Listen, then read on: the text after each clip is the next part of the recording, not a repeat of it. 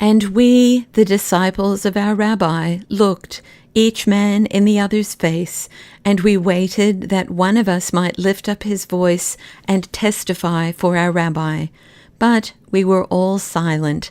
And when I perceived that there was no man, then I, Judah Ishkariot, the least of his disciples, rose to testify for my rabbi, and spoke thus, Most just court, hear the words of the least of his disciples. I am a man of Judah, and all the days of my life I sat in the courts of the temple and searched into the words of God. The rabbi Nicodemus was my rabbi. Joseph of Arimathea and Simon Cyrene are my comrades, and we sat and conversed among ourselves, which is the way of God, and in what paths shall we tread? That which we heard from the rabbis concerned solely the matter of law. The Torah was cut into commandments of commission and omission, and through this wall we could not see the wholeness which compriseth everything. And there came to us a man of Galilee, and reported concerning a rabbi who had appeared there, and preached the doctrine of the venerable Hillel. And we thought evil in our hearts, and made this rabbi to naught, for he came from Galilee, and who hath heard that aught good shall come from Galilee? But there came further to our ears the reports of the signs and wonders which he performed, and of the holy law which he propagateth among the people. And then Nicodemus the rabbi said, It is a matter worth inquiry. And they sent me to Galilee, that I might see with my own eyes, and hear with my own ears. And I came to inquire, and I will say now with Saul, I came to seek asses, and I found a kingdom. He stood in the synagogue of Capharnaum, a pale young man of the Jews, and he was draped in his prayer shawl, and he preached to the people at the hour of the reading of the Torah. There is not anything that can stand up against faith, and give, and it shall be given unto you, and the measure which ye mete out shall be measured unto you, and why seest thou the mote in thy brother's eye, and seest not the beam in thine own? And judge not, lest ye be judged, and other sayings of this kind. And I thought at first that the venerable Hillel had from his grave sent a favorite pupil, that he might renew his doctrine in the land. But when I searched and inquired diligently, I perceived it was otherwise. My heart melteth with fear, and my knees tremble, and the terror of God is on me, because of the deeds which my rabbi hath performed, and the words he hath spoken with his mouth. Most just court, standeth not the house of Jacob abandoned and shamed in the eyes of the Gentiles? Edom hath made his nest on the holy hill of Zion. His feet tread insolently in God's house. His yoke hath fallen on our neck, and his whip falleth on our back. The word hath been cut off from us. There hath not arisen unto us a prophet, and no sign hath appeared. Are we not as worthy as were our parents? Why hath God turned his countenance from us? We hold in our breath and listen intently, whether there already be footsteps, and we look, whether the light showeth upon the hill, and if voices are lifted in the wilderness, according to the promise that the anointed of God will come and justify us of our waiting, and breathe upon our suffering, and make true the words of our prophets. And I came and saw. What did I see? The words were fulfilled which the prophet foretold. The deaf hear, and the blind receive their sight. With the breath of his mouth he commandeth evil spirits. His words are like sharp knives. He gathereth the people, as the reaper gathereth the ears, and he garnereth them for God. Who hath brought so many hearts nigh to our Father in heaven? Who hath awakened such a trembling of hope among the poor and forlorn? Who hath returned to heaven so many wandering and rejected souls? Who knoweth his ways? Who comprehendeth his purposes?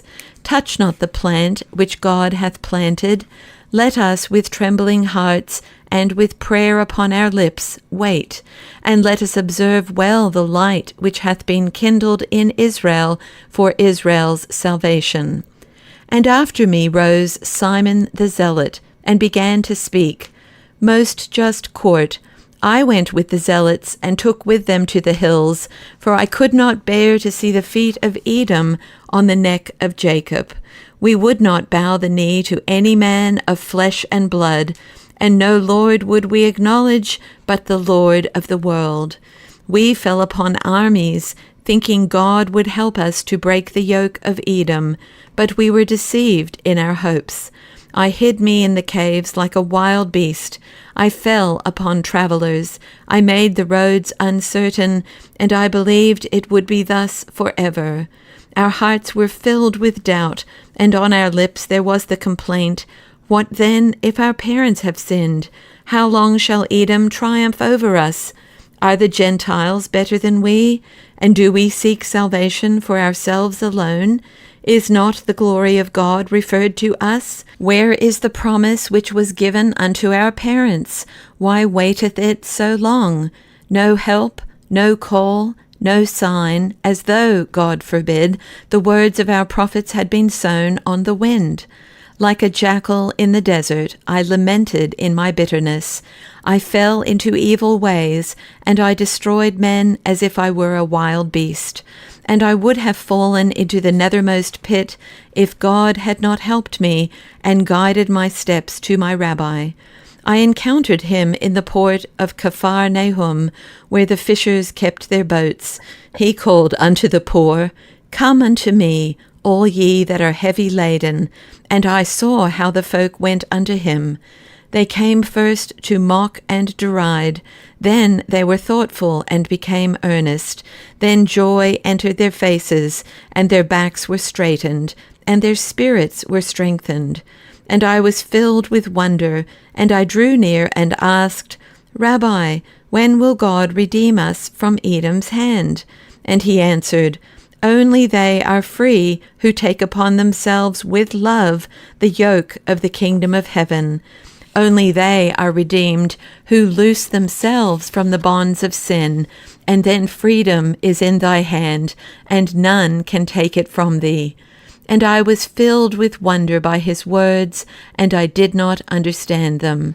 But I followed in his steps, and day by day I watched his deeds, and hearkened to his words, and a light fell on my eyes, and I saw that, while I had sought freedom, I had sold my soul like a Canaanite slave into the hands of Satan. And I went to my rabbi and said, Rabbi, save me. And my rabbi took me and bound me as one binds a calf, and brought me under the yoke of our Father in heaven, and I found the true and eternal freedom which no man of flesh and blood can take away from me, for I am the servant of God. And after him rose Simon Bar-Jonah and testified, I am a simple man, a fisher of Capharnaum, not learned in the law, but my heart yearneth toward my Father the Creator, and without him I am like a leaf fallen from the tree, and like a sheep lost from the fold. My heart longed to be bound unto God, but the ways were twisted and many branching, whereby the learned men would have led me to the Creator of the world. Who shall master them? Ye have divided God's law into 1,000 parts. Who shall gather them up and hold them in his hand, save the learned who are occupied therewith day and night? For us, the unlettered and heavy laden, God's word is closed with many seals. We know not that which is permitted, and that which is not permitted. We wander lost in darkness. We beat our bodies like blind men against the walls without number, which ye have put up about our Father in heaven. And we hear from you only the warning words, Ye unclean hands, come not nigh to touch us. But our hearts too search the thread which leadeth to God.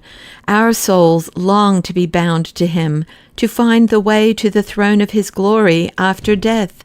and we have worn out our eyes looking for him that will come, that will free our souls and bind us to the eternal glory, that we may have a share in the eternal life and not fall into the pit and into endless night to which you have consigned us. Thirsty and a-hungered, we sat on the thresholds of your synagogues and houses of study, and picked up the crumbs of learning which fell from your tables, at which you would not have us sit, until he came and stretched forth his hands to us, the blind. In Capharnaum, in the fishing port, I beheld him from my boat, as he stood among the poor folk, and I heard him as he called, Come unto me, all ye that are heavy laden. And the people gathered about him, as the chicks gather under the wings of their mother on the day of storm. So he took them under his wing, and he came likewise to me in my boat, and he said, Simon Bar-Jonah, come with me, and I will make thee a fisher of men. And since that time I have followed him.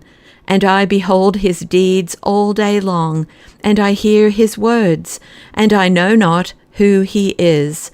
But he is the light in our darkness, the word for us that are dumb, the guide for us forlorn and abandoned ones. He showeth us the nearest and simplest way to our Father in heaven. He teacheth us how to pray to him, and he showeth us how to have faith in him. And from that day on, when he revealed himself unto us, it is as though there is a roof over our heads. We are part of the people of Israel, children of Abraham, Isaac, and Jacob. God is our Father. From him we came, and unto him we return. He keepeth guard over us in this world, and in the world to come no evil shall befall us. When Simon Bar-Jonah had made an end of speaking, there was a great quietness among the rabbis and the learned men, until the head of the court lifted up his voice and said, Are there others of the disciples of Yeshua who would come before the court and testify concerning their rabbi? Then rose Yochanan the tax collector, and would have testified, but they said, He is not an acceptable witness, for he is a tax collector.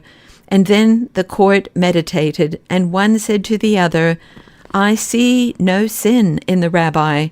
And the other said, According to the testimony of his disciples, he bringeth the hearts of men near to God. Therefore may his hands be blessed. And Zadok, who was the disciple of Yochanan the Baptist, said, Who knoweth? It may be that God hath had compassion on his people. Let us wait with this matter and see. If it is of God, then none of flesh and blood can destroy it. But if it be not of God, it shall fail of itself. As it is written, If God buildeth not the house, the builders labor in vain. And thus the matter ended.